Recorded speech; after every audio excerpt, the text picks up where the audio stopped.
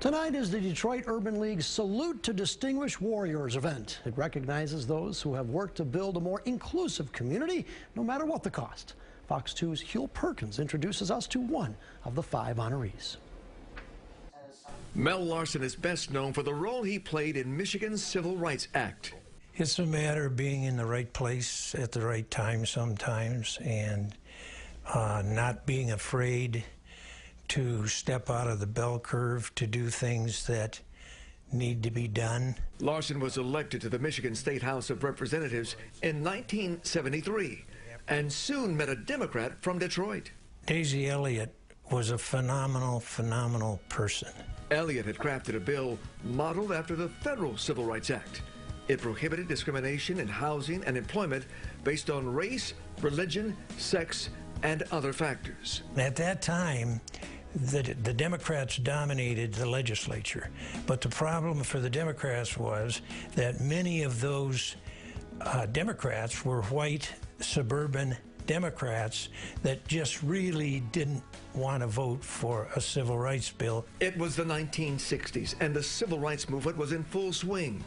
Elliott struggled to get her measure passed and was told she needed bipartisan support. She carried that bill around for about 6 years and couldn't get a Republican to sign on.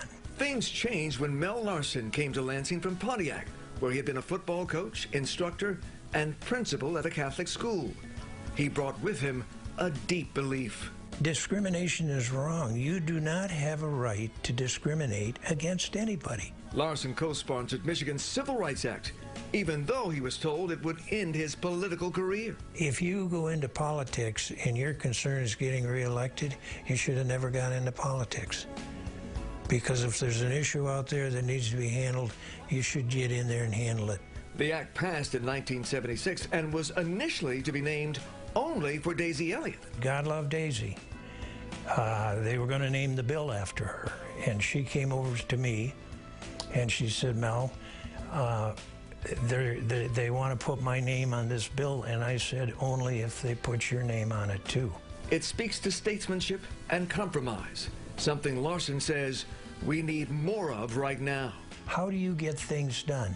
You only get it done if you understand one very specific thing, and that is that politics is the art of compromise. Larsen has spent his life serving others and says he now finds great joy in mentoring the next generation of leaders.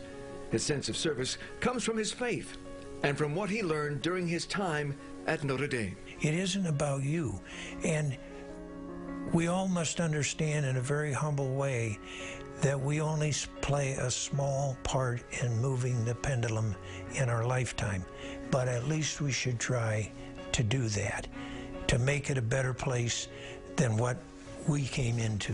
Larsen says he wants to be remembered as a good family man above all else, but he'll also be remembered as a positive person who made our state a better place to live.